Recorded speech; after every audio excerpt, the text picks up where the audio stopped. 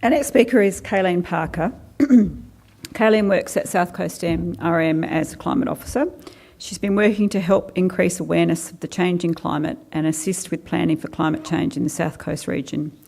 In her spare time, she works with her family to run a free-range piggery north of Albany. And you're going to learn a bit about the piggery here today. We've certainly learnt about it over... We've shared her learning curve with her. And I just also want to mention Kaylene was the driver behind this conference today, so she's done a fabulous job and we're really, really grateful for that. Okay. Thanks. Thank you everyone for coming. I was pretty excited.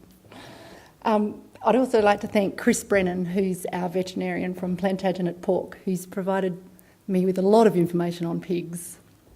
My question is, can a free-range piggery adapt to climate change? First of all, I'd just like to go back a step. Plantagenet Pork chose to develop this industry in this region because of climate. So the southern Victoria and southern Western Australia was chosen because it's the most suitable in Australia for pigs. Oh, climate, great. The first free-range piggery occurred in our region in 1993. To date, we have, in the company I work for, which is Milnes, we have 5 breeder farms where we breed little pigs, and that on a farm in free range, and then they grow to, there's 3 grow-out farms, 2 in Tenterden and 1 in Katanning. So we now have 8 piggeries that have developed in this region in the last 2 to 3 years. The pigs live in big sheds out in the paddock. So this is just north of Albany. There's about 600 sows. And once they're ready to have babies, they come across to the farrowing area and they have their own little pig loos, which are the little black buildings there. And they have lots of hay, they have fresh water, and they have a wallow, and they have a great life. I have a great life trying to catch them and move them. As a farmer, I ask a question: what is going to happen to my industry in the future? How do I know what climate change is going to do to my piggery? If I was a local government planner, I would also ask probably similar questions. If I was growing canola, I could ask similar questions. So at some point, we actually have to say to ourselves, well, what is the risk to our industry? What are the problems? Can I guess, evaluate what those risks are, but can I actually do anything about it? So in terms of my risks, pigs don't cope with heat. Anything above 20 degrees, they do not come out of the wallow. Even if you're trying to move them, they do not come out of the wallow. They'll actually die above 35 degrees.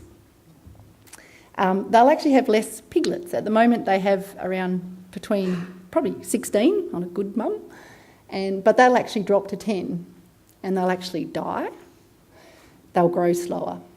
But also, most importantly for our industry, is it's a welfare issue. We are RSPCA accredited and follow industry guidelines, and we cannot have pigs that are suffering. It's very simple. In terms of my risk analysis, what is my time frame? 2030? 2050? 2070? I'm going to work on 2030. What is my emission scenario? Well, I'm a little bit suspicious we're going to continue at 8.5. I'm hopefully we go down to the middle scenario, but I'm going to work on 8.5. But what is the climate variable that is the biggest risk to my industry?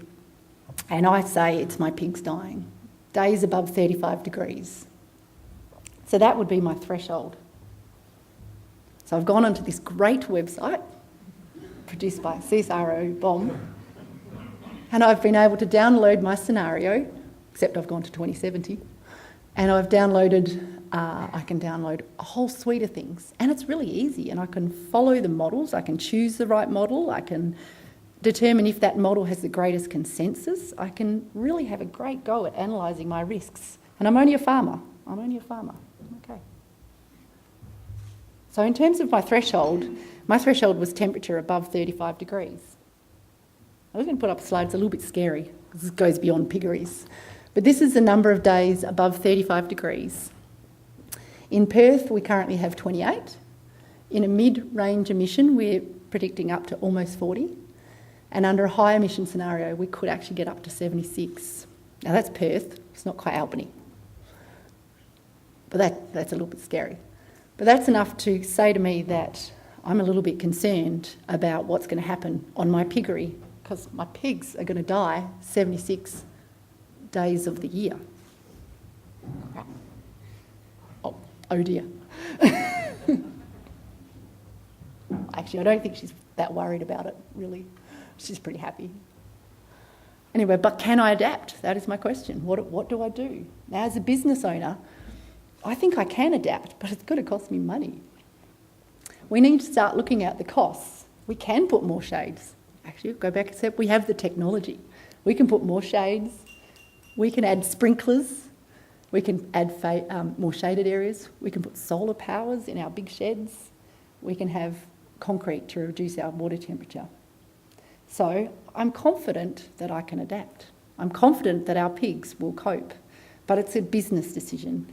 It's an entity that will need us to invest financially.